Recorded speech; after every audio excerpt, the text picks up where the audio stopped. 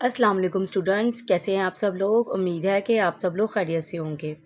आज जो हमारा टॉपिक है वो है analysing the personal privacy and security concerns that rises with any use of computational system. तो इससे पहले हमने पढ़ा था, लास्ट लेक्चर में हमने किया था इम्पोर्टेंस ऑफ डाटा, जिसका फर्स्ट पॉइंट हमने पढ़ लिया था। वो क्या था कि बड़े पैमाने पर, ज़्यादा पैमाने पर जब डाटा यूज़ किया जाता है कंप्यूटर्स में, तो कौन कौन से हमारे पास प्राइवेसी के कंसर्न्स होते हैं।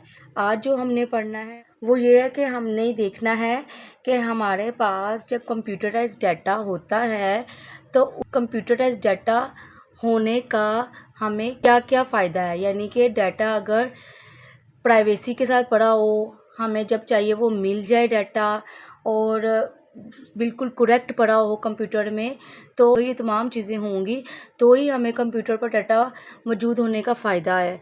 तो हमने ये देखना है कि हमारे पास अगर डाटा कंप्यूटर में मौजूद है, उसकी हिफाजत के लिए हमें क्या क्या ख़दशात हो सकते हैं। तो हमें क्या देखना है कि अगर कोई डाटा कंप्यूटर में मौजूद है, ये तमाम चीज़ें उसको फुलफ़िल करती हों कि डाटा सिक्योर हो, करेक्ट हो और हमेशा अवेलेबल हो जब आपको चाहिए। तो हमने ये चीज़ें देखनी है और ये देखना है कि अगर हमारा डाटा कंप्यूटर में मौजूद है तो क्या क्या सिक्योरिटी खदशात हो सकते हैं। तो आज के लेक्चर में हमने यही देखना है। तो लेक्चर पर जाने से पहले अगर आपने मेरी वीडियो लाइक नहीं की तो लाइक कर ले, और अगर मेरा चैनल सब्सक्राइब नहीं किया तो सब्सक्राइब कर ले, ताकि मेरी हर नई आने वाली वीडियो आपको सबसे पहले मिल सके। तो चलिए आइए लेक्चर की तरफ। With the advent of internet our computers are no longer standalone devices. Internet के जैसे ही इंटरनेट आया है, हमें पता है कि कंप्यूटर्स जो है वो स्टैंड लोन नहीं रह गए। स्टैंड लोन का मतलब ये होता है कि अगर हमारे घर में मौजूद है कंप्यूटर, तो वो हमें देखने में तो वो अकेला लग रहा है कि वो एक ही कंप्यूटर पड़ा हुआ है, लेकिन हमारा कंप्यूटर इंटरनेट के ज़रिए बहुत सारे बाहर के कंप्यूटर के साथ कनेक्ट होता है। इसलिए हम इसको ये नहीं कह सकते कि ये स्टैंड लोन है, क्योंकि एक देखने में तो वो स्टैंड लोन है, लेकिन हकीकत में वो स्टैंड लोन नहीं है। इसलिए वो ये कह रहा है कि जैसे जैसे इंटरनेट एडवेंट हो गया है, कि जैसे इंटरनेट जैसे ही इंटरनेट आया है, तो हमारा जो कंप्यूटर है, जो घरों में भी मौजूद कंप्यूटर है, वो स्टैंड लोन नहीं रह गए। In fact now they are connected to million of other computer in the world. हकीकत में क्या है, दुनिया के कई कंप्यूटर के साथ आपस में कनेक्ट है। Due to this connectivity many security concerns also rise. Connectivity जब हो गई है तो हमारे पास सिक्योरिटी के कंसर्न बहुत ज़्यादा बढ़ जाते हैं।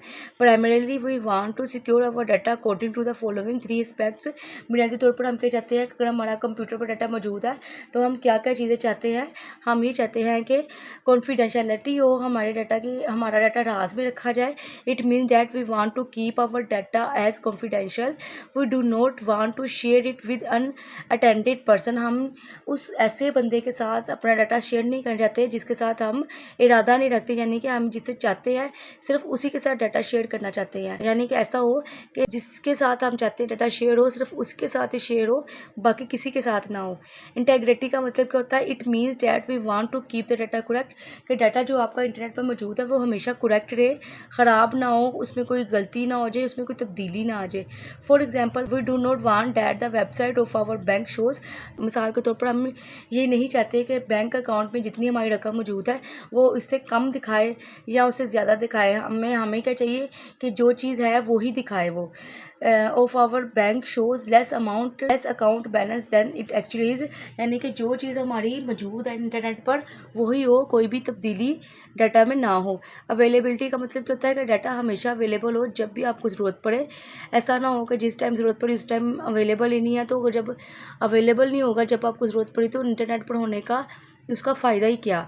It means that we want to have access to data when we want.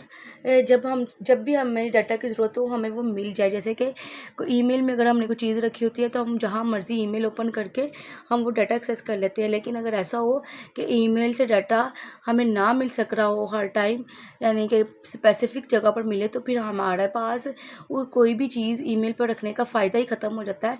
हम ईमेल में ही तब रखते हैं ताकि हम जहाँ मर्ज़ी जब मर्ज़ी इसको ओपन कर सकें। If data is not available when needed, अगर डाटा जब हमें ज़रूरत है नहीं हमारे पास मौजूद नहीं हमें मिलता, then in some cases it become useless, तो वो डाटा क्या बन जाता है, यूज़लेस बन जाता है, हमारे किसी काम का नहीं रहता, क्योंकि जब हमारे वक्त पड़ने पर हमें नहीं मिला डाटा तो वो हमारे लिए यूज़लेस बन गया। All these aspects are important during the processing, ये तीनों चीज़ें जो है कि लाजमी डाटा रहे और इसमें कोई गलती भी ना हो, कोई तब्दीली भी ना हो और हमेशा अवेलेबल रहे। ये तीनों जो एस्पेक्ट्स हैं, ये तीनों जो पहलू है वो हमारे लिए बहुत ज़रूरी है जब भी हमारा डाटा इंटरनेट पर मौजूद है। All these aspects are important during the processing, storage and transmission of data in a computerise system. ठीक है, जब भी हम डाटा को रखते हैं या ट्रांसफ़र करते हैं एक जगह से दूसरी जगह डाटा को कंप्यूटराइज सिस्टम में, तीनों एस्पेक्ट्स को, इन तीनों पहलुओं को देखना बहुत ज़रूरी है। ठीक है, तो नेक्स्ट जो पैराग्राफ है वो आप कट कर दें, कंप्यूटेशनल वाला ये आप सारा कट कर दें।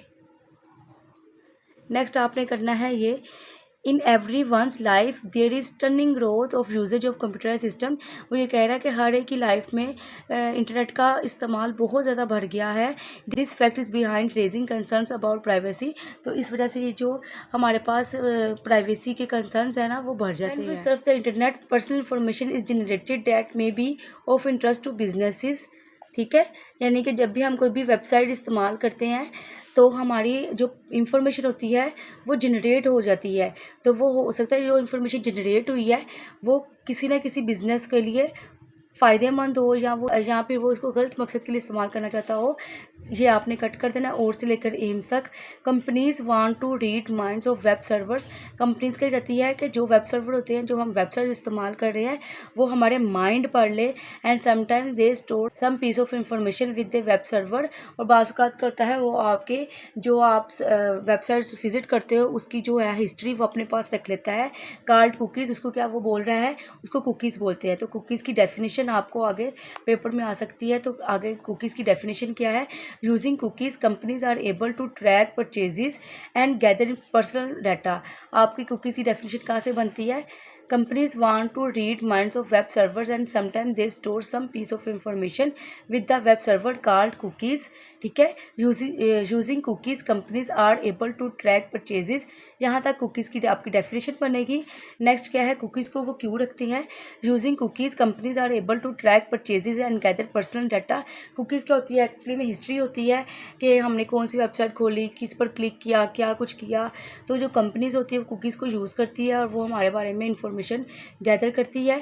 दे can use this information to target their marketing, वही चीज़ जैसे कि लेज़ और बोतल का आपको बताया था कि वो कम्बिनेशन को देखता है। इसी तरह जब हम वेबसाइट विज़िट करते हैं तो वो देखता है कि हम किस तरीके से क्या क्या विज़िट करते हैं, तो वो हमारे पास मार्केटिंग के लिए वो इस चीज़ को इस्तेमाल कर सकता है।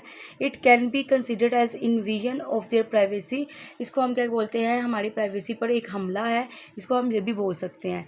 तो कुकीज़ जो होती है, कुकीज़ जब कंपनी से इस्तेमाल करती है तो उसे क्या बोलते हैं, इन्वेजन ऑफ देयर प्राइवेसी, कि हमारी प्राइवेसी पर क्या है, हमला है। तो आज के लिए बस इतना ही, अल्लाह हाफिज़। स्टूडेंट्स, अगर आप चाहते हैं कि मेरी हर नई वीडियो आपको सबसे पहले मिले तो please like, subscribe and share the video.